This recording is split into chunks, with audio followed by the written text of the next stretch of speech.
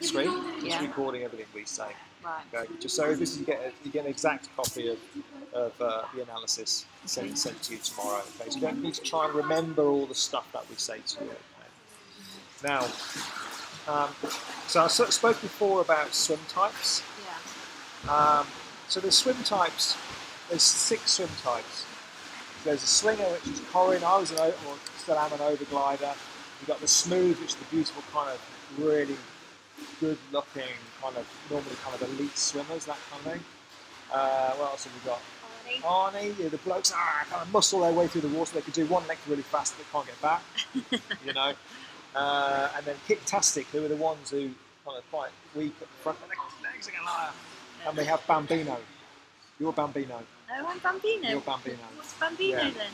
Bambino means it's very gentle. Okay. Very gentle. It's like you try not to hurt the water. And it very often comes down to this turnover of your stroke. So the kind of stroke rate that you have. Right. Okay. Now, I suspect you've been watching. Well, you tell me what you've been watching. What have you been trying to do with your stroke?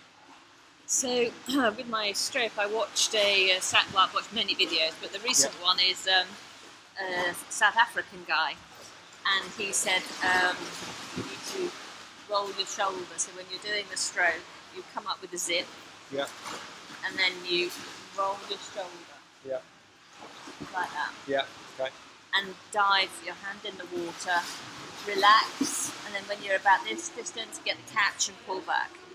That's what I'm trying to do. Okay. Is that wrong? No, it's not. It's not wrong. The best way of explaining it is different people, and this is where swim types comes from.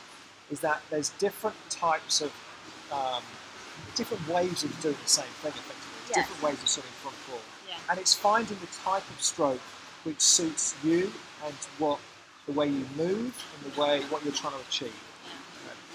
So what you're talking about there is you're talking about almost like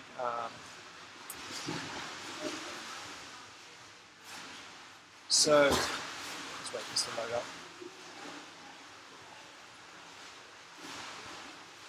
So a smooth type stroke, where, and this is what he's talking about here. So front on,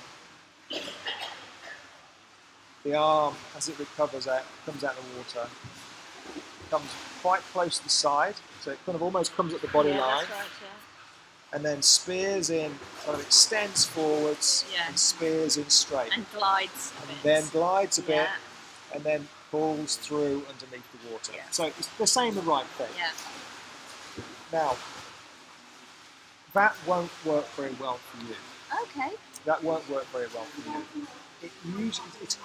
This is normally the way that swimmers who've been swimming for a long time, are quite experienced, have got the kind of movement patterns to allow them to do that, would be able to achieve that type of stroke. It's really difficult for people coming into swimming a little bit later. I would never be able to swim like that. So we spend a lot of time coaching people to swim a different style, this is a slinger type style. So you can imagine the various different ways of swimming front crawl.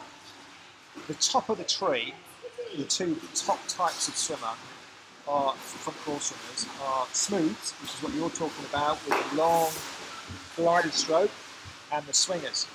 Okay, the swingers are more about power and turnover than they are pure technique. So the smooths are more about pure technique. It's hard to get that. It's really hard. I think you're going to have much more success going the other way.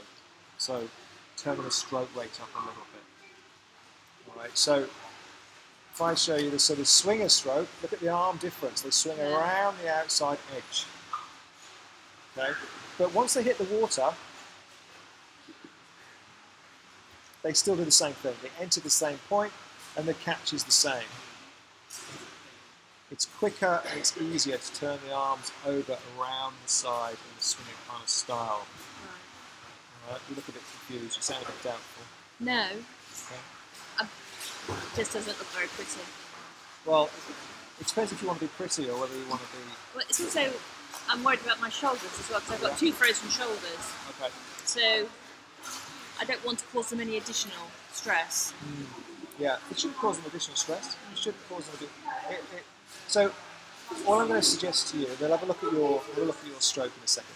All I'm asking you to do at the moment is to open your mind about there's different ways of swimming. Yeah. There's different ways of achieving the same thing. Yeah. And I think going the way you're going, and I'll explain why it's not working for you in a second once we have a look at the video, is not going to be the best way for you to improve. Right. Okay? So let's just get you going and explain why. And this will illustrate what I'm talking about. So first of all, your stroke rate was 51? About 52. 52. Okay. So 52. Your stroke rate needs to be kind of in the mid-60s, something like that. So your stroke rate, as in the rate that your arms are turning over, is a little bit too low. So you lose momentum. As soon as you lose momentum, you start to drop. As soon as you start to drop, it becomes harder, and then you start breathing harder because you're pulling yourself through the water like this. You start breathing hard, then you have to lift your head, which makes your legs drop. So it's a little bit kind of, you start this kind of chain reaction of things happening. All right, so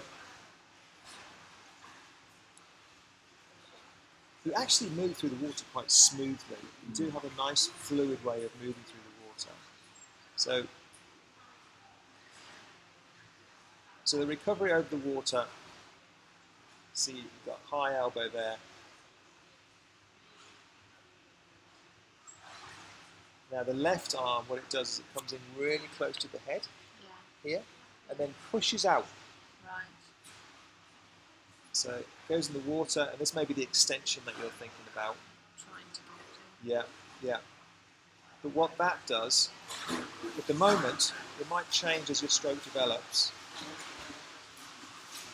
So look at the right here. Sorry, the left hand.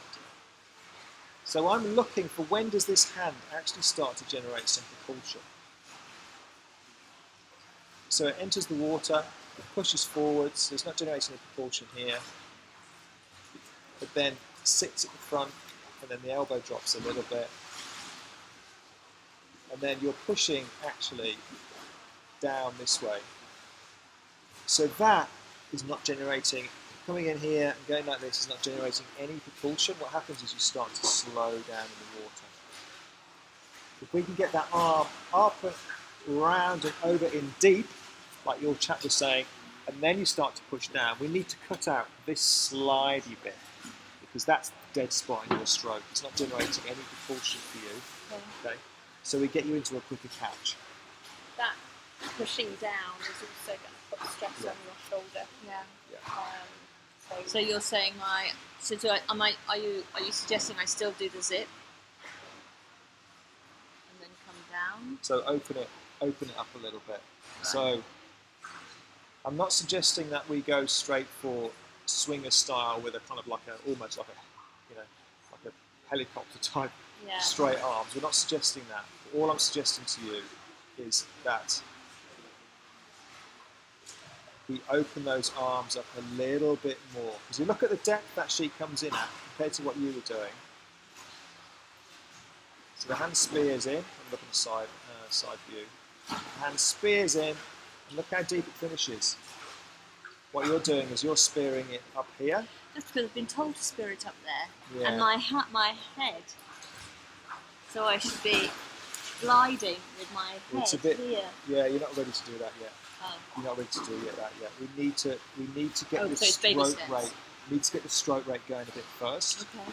Yeah, it may well be that you can start to have a bit more control over the stroke when your fitness improves and we get a little bit more momentum there. But at the moment, the momentum isn't happening, which is why you're starting to drop down. Yeah, I feel as though I'm dropping down. Yeah. Especially over in the deep end, it was weird. Yeah, yeah. So.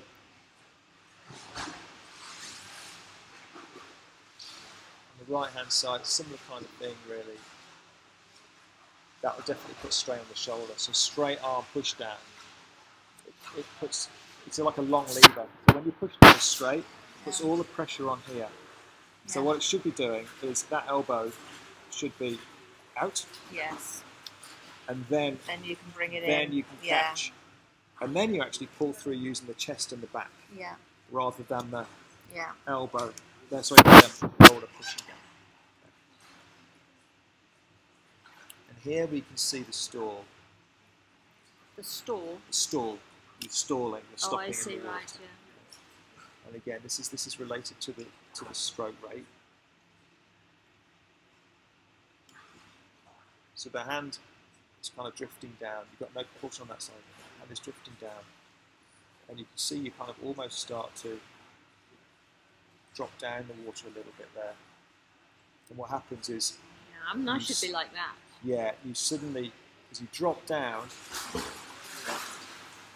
and you're obviously just taking a breath.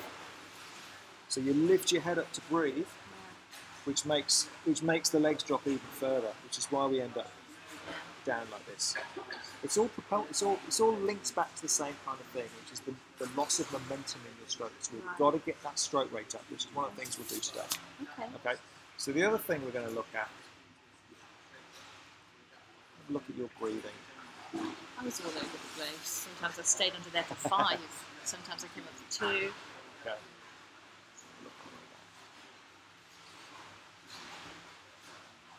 I breathe out my nose, not my mouth.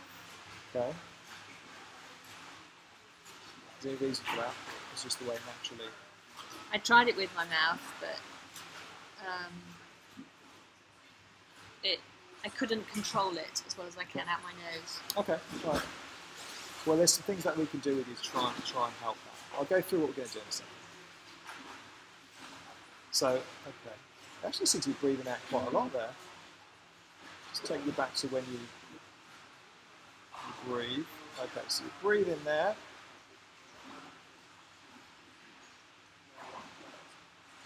So your body position actually isn't too bad there. Yeah. Your arm, that is actually not in a too bad a position, because we say the elbow is slightly higher than the wrist, and the fingertips are down a little bit. Your hips on the surface there. You're actually not looking too bad. But what happens at that point is the stall comes in, and you can just see your body start to kind of twisting, isn't it? Yeah, you continue to you rotate, so you keep going, turning over, and then you stall, and you end up dropping down. Dropping down. See how your bum's dropped a bit there? You take in a breath. It's not too bad. Take a breath. You are breathing out there. Breathing out, breathing out, breathing out, breathing out. This is a bit. You just breathe when you feel like you need to breathe, as opposed to breathing in a pattern. At the moment, that's what I'm doing, but usually it's a mistake, because then I get tired when you run out of air. I run out of air, and then I'm low in the water, and I take water on. That's really interesting actually, because what's happening here is when you push off from the wall. How many breaths have you taken? So you pushed off from the wall. So your body position is good. Okay? Pushed off from the wall. Your body position is still good at this point. You haven't taken a breath yet. Have you taken a breath? I missed one. Still haven't taken a breath. Haven't taken a breath. You've gone a long way without taking a breath there. No. Then you take a breath. You've got away with that one. Okay. That's an early breath. Now, I think what's happening at this point now is you think your body's going, oh crap, I'm running out of gas, I'm running out of oxygen here. Yeah. So the next breath, watch it. You lift your head right up, and then you sink. See that? Yeah. Because you're really needing that air at that point. You're kind of going for the first 8 meters or so without taking any oxygen on. Take one breath, and then by the time you come to the second breath, you get your head up. So we've got to get that. I don't think you're not exhaling so much. It's just more that we need to get, like Corinne says, we've got to get that breathing into more of a routine. Yeah. This is what we've got to stop. This, because you can see how you suddenly become low. The body position of the water is completely changed. So you are breathing out, but I just think you need to get into a rhythm. Might get you breathing, at least breathing every 4, maybe breathing every 2 today. Yeah, you can just see you sink there. Yeah, it's amazing to see it on the camera actually. Yeah. comes down. Because I'm not aware of me sinking like that. I'm aware of me struggling, but I don't know what's happening. Yeah. Well, as soon as you start to run out of gas, run out of air, and you go like that, Yeah. you lift your chest up, so you present your chest to the water that's coming on, Yeah. puts the brakes on, any momentum that you did have, and just makes the legs go like that. Yeah. Drops You down. spend quite a long time on the side then as well. Yeah. So, Yeah, because I'm trying to. and then you're just sinking further. So, But I've been Yeah, you told can to see. slow my swimming down. no, it's the wrong approach for you. See, who's told you to do that? This woman I met in the pool, Is it someone who's seen you swim? she's seen me swim. She used to swim for Birmingham. Okay. She's an old lady now, but she used to swim for Birmingham. The difficulty is that it's very easy to give advice and give what they think of it. This is what you should do. This is what proper swimmers do. You do these drills and do that drills, blah blah blah. But they've got to put those things. They've got to consider those things alongside you and your current ability, your current level of fitness, and all the other things. So we spend all our lives doing this. So we see all sorts of different types of stroke, don't we? And we have all sorts of different strokes who go fast. It's not like all the fast ones look the same. They all look different. But they have the same fundamentals, as in the turnover is pretty high, their catch is pretty strong at the front, their head position is good. So those things are really the same. But they might be doing all sorts of weird and wonderful stuff. Some people cross over underneath and all this kind of stuff. So it's difficult when you give advice to not think, oh, that's definitely the way it should be. It's you describe it really, but it's not going to be the right approach to you. Okay. And we'll demonstrate that to you today. Okay. All right. Exciting.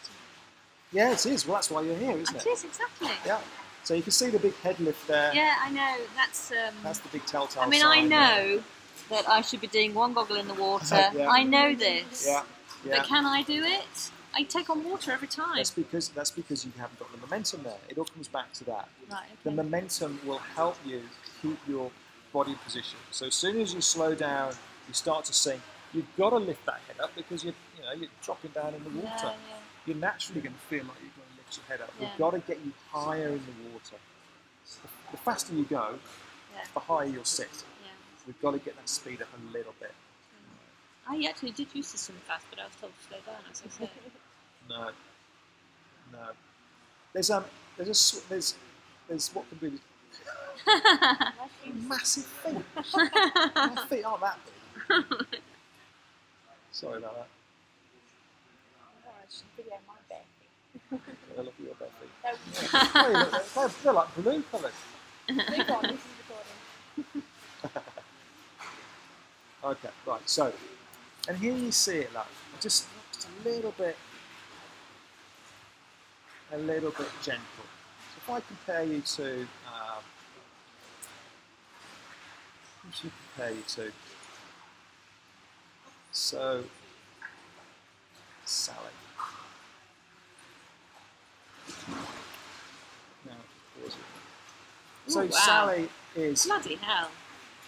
she's an age grouper. She's not. I mean, she's in the elite folder there, but she's not an elite swimmer.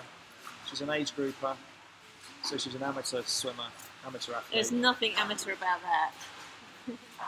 But you can swim like that. But look at her stroke rate. There's no extension at the front. There's not a huge amount of glide at the front of the stroke. The hands are going into the water and into a quick catch. It's a similar way to the way Corin swims here. I'm not that beautiful in the water. Not kicking very much. No, I don't kick very much. No, it's not. There's no necessity to kick a huge amount. I mean, if you're a 50-metre sprinter, like Ian Thorpe or something, then maybe. But you're not looking to do that. You just want that rhythm, bang, bang, bang, bang. Okay, that's the same lady. Her head seems quite up. Yeah, you can get away if you've got the momentum and you've got the turnover and you're getting hold of the water. You can get away with stuff. kind of, in general terms, speed and power, as long as you've got the speed and the power and the momentum and the turnover, you can actually cover over quite a lot of faults in your stroke. It takes time to develop the fitness to be able to swim like that, but we need to make those steps towards getting that stroke rate up. I'll show you, just to kind of finish off here, I'll show you.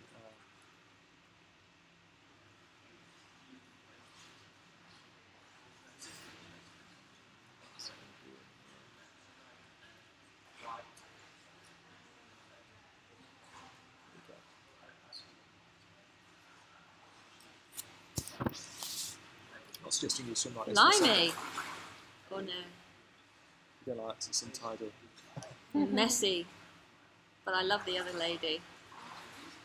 So he's one of the fastest swimmers in triathlon. So I only show This people looks this. like a low. It looks like an efficient swimming because there's lots of unnecessary height and whatnot. Yeah, it looks like that, but he can go like that for an hour non-stop. Wow. And there's no extension, so you know you're trying to get the extension. Look at that, straight in. And It's back. like a shovel, bang, bang, bang. Is that what I should be doing then? Well, not with like his that, windmills, but not like that. But just we need to kind of don't worry about the extension too much. Okay. A bit more like Sally that we showed you. when you send me my thing, can you send me Sally's? Or is that data protection? Just so that I can compare myself to What I'll what I do should be actually, doing. it's this. So you'll get a copy of this. Oh, right, great. Thank you. So this is you'll get an exact copy of this. But what I can do is I can send you the link to her video within the. I'll send you a load of links, and they'll go into what you call the Guru app, and it's just where all the various videos and things are stored. Right. So I'll send you the link to Sally within there, Right. and there's loads of other people you can watch as well. All right. So I just want you to get away from the thought that you've got to go like this and you've got to extend, because that's what's killing your stroke. Right. We just need to get you turning those arms over. Okay. So when I okay then, so I'm just going to listen to you. okay, all right. We're pretty much done now anyway. So we're not going to see anything extra. Yeah. So if you look at your stroke rate compared to what we've just seen, it's a bit gentle, isn't it? So you just need to kind of get that Bit up. Nancy, isn't it? Do you use a pull buoy at all? The thing between your legs. Yeah. I do sometimes. Yes. How do you find that? Fine. Yeah. Yeah. The pull buoy is going to become your friend, Okay. because what it will do is it will make swimming a whole lot more enjoyable for you. It will switch the legs off a bit, get your bum up in the water, and it will allow you to get over the top of the stroke a bit more, to start generating that catch and that propulsion that you need. Right. Because in your bodies like that, when you take a stroke, you're naturally going to push down, because that's the way you are sitting in the water. Yeah. If you're up like that, we can get the arms over the top into a different angle and start catching some water. The pull buoys kind of right the balance a little bit. It can help you develop the front end of the stroke. So all right, so what we're going to do today is we're going to do some sink downs. We'll just do a couple of sink downs, even though the explanation isn't a massive problem. But we'll start. We'll go through what sink downs are. We're just effectively in the deep end, is getting used to exhaling. You should start to sink down in the water. Just get used to getting that breath out. Okay. And then we'll get you kicking with some fins on. You'll do some with fins on, and then you've done the scuba diving. Yes, I have. Okay, all right. Because what they will help you do is they will help you generate a little bit of propulsion, kind of quite cheaply, without much effort. So you get some propulsion there. You get you focusing on your breathing, the frequency of your breathing. So breathe in, breathe out, breathe in, breathe out, breathe in, breathe out. And just get used to that routine of breathing. We'll try every 4. We might do every 2 as well. So breathing every 4 strokes, every 2. When you were watching the lady here earlier and she was breathing every third stroke, Every third and you stroke, had a go at that, how did you find breathing? Well, that's what every I third? used. That's what I used to do every third stroke. So 1, 2, And then breathe. 1, 2, and then the third one breathe. Yeah. Okay. Okay. And at the moment, I'm only breathing on one side, but If you're happy to breathe, I made an assumption there, and I probably shouldn't have done that. I made an assumption that you are only happy to breathe on one side, which is quite common. yeah. But if you actually can breathe on both sides, that's even better. So we'll have a go at that. We'll see how you Okay. get on with it, Yeah. because that's a way of kind of balancing up the stroke a little bit more. So we'll get you exhaling and breathing with a bit more routine. Right. Okay. Once we've done that, we're going to start looking at your stroke rate. Right. And we're going to give you some verbal commands in terms of how to change your hand positions when you recover over the water. Okay. Might get you to the changes we will make to your stroke should automatically make your stroke rate go up without us saying we've got beepers which you can listen to, which will make you like literally swim to the beep, beep, beep, beep, beep, and we can get you to force your stroke rate up. We probably won't need to do that, because I think a lot of the changes we will make to your stroke just by giving you instructions will make the stroke rate go up naturally. Right. But we'll have to see how that progresses. Okay. So we're going to do some sink downs to work on the exhalation. We're going to do a little bit of kick work just to get you used to using the fins, and then some full length swimming with the fins on, working on the exhalation, the frequency of the breathing. And then the last thing we'll do before we finish will be get that stroke rate up by just making some adjustments to the recovery of your stroke. Okay. Right. And that should be quite a lot for you to take away and get stuff. I think your swimming should completely change in the next couple of months. Seriously, it should, shouldn't it? Yeah. You're the exciting. We find people like you exciting because you can see some fairly simple changes. You can go from here to up here. Yeah, that's exciting. That's what I want. And if you're motivated to do, to improve, which you clearly are, then and you'll enjoy it a whole lot more as well. Oh, all right. So. I mean, and your club, is that 6:30 in the morning? Any other time at Stratford? We do 6 in the morning. Yeah, 6 in the morning. We get earlier. Not than helpful. We have a session after this in Leamington, so 8:30 on a Wednesday evening in Leamington. We do a small group session. Yeah, so we'll just have a few people there. Would you recommend that for me to join you then on a Wednesday? Yeah,